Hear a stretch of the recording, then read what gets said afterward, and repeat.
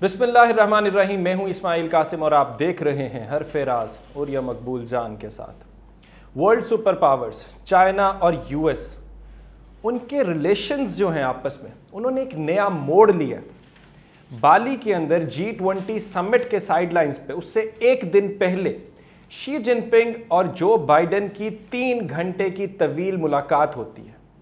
अब ये सारा कुछ तब हो रहा है जब हम देख रहे हैं कि यूएस जो है वो एक दूसरे ब्लॉक में है, जबकि चाइना जो है वो रशिया की तरफ टिल्टेड नजर आ रहा था।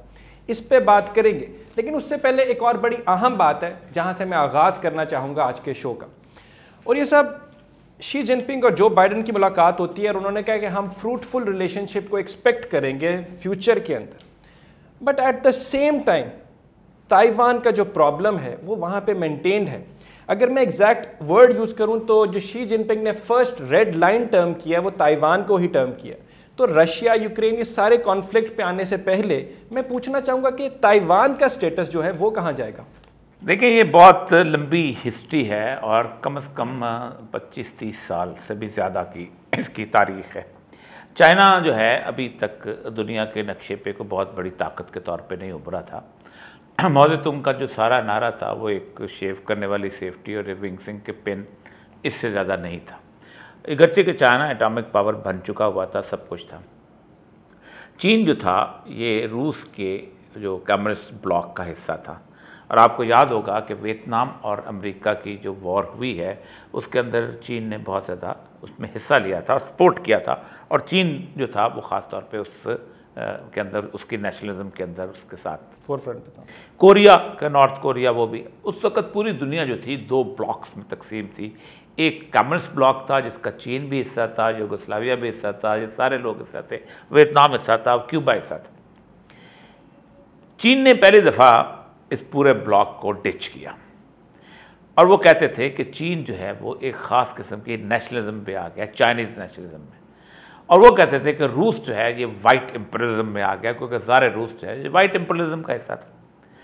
और इसमें जो किरदार अदा किया था वो हज़रत क़िबला पाकिस्तान ने किया था। पाकिस्तान ने किसिंजर को यहाँ दौरे पे आया और किसिंजर को अपने एक जहाज़ में C-130 में खामोशी से बिठा के चीन ले गए और चीन उसकी मुलाकात करवाई। ये बात है 1970 की या खान के ज़माने के। और वो जो पेपर्स आते हैं इसके अंदर हम बहुत बुरी तरह जो है फंसे हैं इस मामले के अंदर। जो पेपर्स आते हैं 1971 वॉर के अंदर, उसके अंदर वो बाकायदा उन्होंने लिखा है कि इंदिरा गांधी हमारे पास आई और हमने इंदिरा गांधी को वार्म वेलकम नहीं किया, बल्कि किसिंजर ये लफ्ज़ इस्तेमाल करता है कि she is a bitch and she will not tell the Indian people that we have not given her a warm reception, बल्कि ये जाके जंग में हिस्सा लेगी। वो कहते हैं जब जंग शुरू हुई है इस मशरकी पाकिस्तान के अंदर तो हमने चीन को कहा तुम बड़े दोस्ती वोस्ती के दावे करते हो, सब कुछ करते हो, तुम कुछ करो पाकिस्तान के लिए। तो चीन जो है वो उसने हमारे अटर सरप्राइज़ के सरेंडर तक चीन ने पाकिस्तान के लिए कुछ नहीं किया। फिर हमने कहा कि रूस को, हमने लिखा कि रूस को कि बड़ी एस्केलेशन हो जाएगी तो तुम उसके अंदर रूस में कुछ करो, तो रूस ने भी कुछ नहीं किया। तो फिर ईस्ट पाकिस्तान चला गया और इंदिरा गांधी मगरबी पाकिस्तान पे हमलावर हुई तो हमें अंदाज़ा हुआ कि रूस जो है वो छा गया है। और अगर एक दफ़ा मगरबी पाकिस्तान से निकल गया तो आफे अफ़गानिस्तान में भी रूस है, फिर रूस ही रूस है। हम बाल्टिक सी तक, बॉस्फोरस तक, मगरबी यूरोप तक हम ख़त्म, हम तो निकल गए। तो फिर हमने थ्रेट किया उसको, इंदिरा गांधी को। वो बहुत लंबी कहानी, मैं नहीं सुनाना चाहता, लंबा बात हो जाएगी। तो उसको बाकायदा बताया ये असला है, ये जा रहा है। और फिर इंडिया ने रात को सीज़ फायर कर लिया और पाकिस्तान, वेस्ट पाकिस्तान बच गया। उसने कहा कि हम खुद बराह रास्त इसलिए इंटरवीन नहीं करना चाहते थे, उसमें रीज़न लिखा हुआ है उस पेपर्स के अंदर, निक्सन ने, कि फरवरी में निक्सन की और मौजे तुम की मुलाकात तय थी और हमने एक धमाका करना था दुनिया के अंदर। आप दावा करें कि जिस यूएस साइनो कार्ड कहते हैं इसको, यूएस कार्ड के ने इस्तेमाल किया था, उसके अंदर मशरक़ी पाकिस्तान की कुर्बानी भी गवारा थी उनको। Okay, interesting. ठीक, तो हम जाके वो मिला। उसके बाद हुआ ये कि अमेरिका ने ताइवान की बजाय चीन को मेंबरशिप दे दी सिक्योरिटी काउंसिल की, परमानेंट मेंबरशिप। उसमें ताइवान होता था। ताइवान असल में वो जगह है कि जो चांग काई शेक जो पहला हुक्मरान था उसके खिलाफ जब चाइना का लॉन्ग मार्च हुआ है तो चाइना के लॉन्ग मार्च में अमेरिका ने ताइवान का साथ, चांग का शेख का साथ दिया था। तो ये फिर भाग के वहाँ से एक जजीरे में आके पना ले रही थी जिसे ताइवान कहते हैं।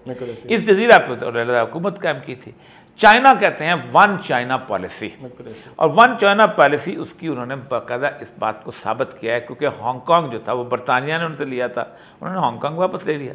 अब हांगकांग चीन का हिस्सा है, लेकिन चाइना इतना चूंकि अब फ्लेक्सिबल हो गया हुआ है कि उन्होंने हांगकांग को भी उसका हिस्सा बना लिया। समझ पता ही नहीं चलता, जुबान भी अंग्रेजी बोली जा रही है, सब कुछ हो रहा है, लेकिन इंटरनेशनल मार्केट है वो चाइना का हिस्सा बन गया। मुकाबले में शंघाई बहुत बड़ा ऊंचा उठ गया हुआ है, बीजिंग बहुत ज़्यादा बन गया हुआ है। ठीक इसी तरह वो कहते हैं कि ताइवान भी हम इसको एक दिन हिस्सा बनाएंगे।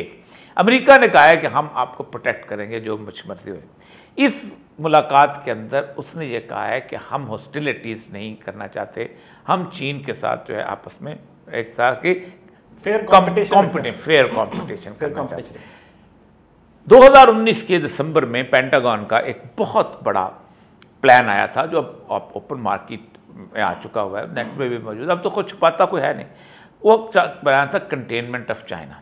उसके बाद 2 मुल्कों का नाम लिया गया था कि इन 2 मुल्कों को अगर हमने चेक न किया तो हम आगे नहीं बढ़ सकते। अमेरिका जो है ये एक वर्ल्ड पावर के तौर पे ख़त्म हो जाएगा। एक उन्होंने इस्तेमाल किया था लफ्ज़ रशिया के लिए, रीजुविनेटेड मलाइन एक्टर, यानी दोबारा उभरता हुआ कैंसर। मलाइन कहते हैं वो रसोली जो कैंसर वाली हो, बनाइन कहते हैं जो बगैर कैंसर के हो। मलाइन एक्टर, उस मलाइन एक्टर जो है वो कहते हैं वो उठ जाएगा और वो उसको पहले तो उसको स्नब करना है, रोकना है दूर से। और दूसरा उन्होंने कहा था China is a regressive force. China दुनिया को पीछे ले जा रही है, वो अभी तक दुनिया को साबित कर रही है कि जमहूरियत के बगैर भी तरक्की हो सकती है।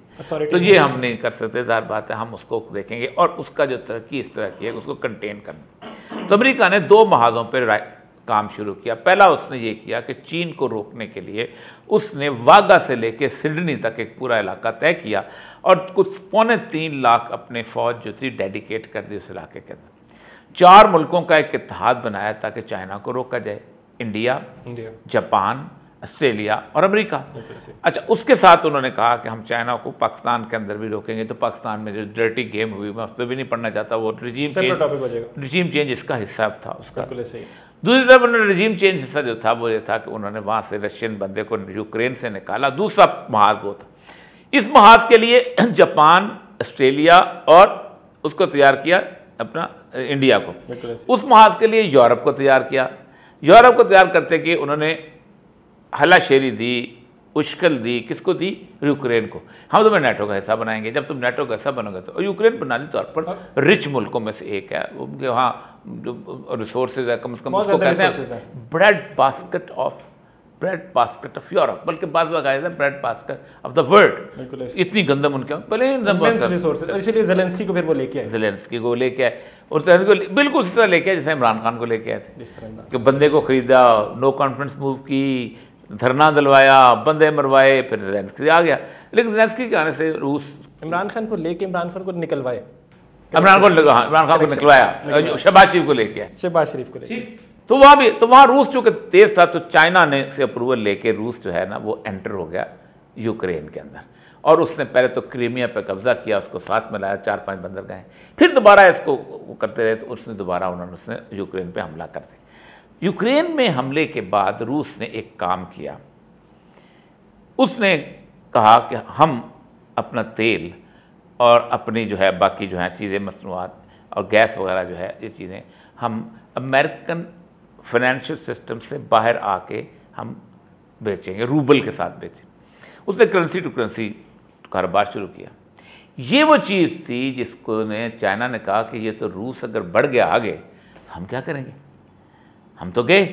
तो आज जो बेसिकली 2 आर्टिकल्स जो 3-4 2 इश्यूज़ पे आर्टिकल्स आए हैं, एक तो आर्टिकल्स आया है बाइडन का, उसने कहा है कि ताइवान को हम प्रोटेक्ट करेंगे। उसने कहा है कि ताइवान जो है उसके ऊपर वार हमला किया तो अब मसला बन जाएगा। उन्होंने कहा जी हम वन चाइना पॉलिसी, एक नहीं तो चाइना हमारे ताइवान हमारे साथ आ जाएगा।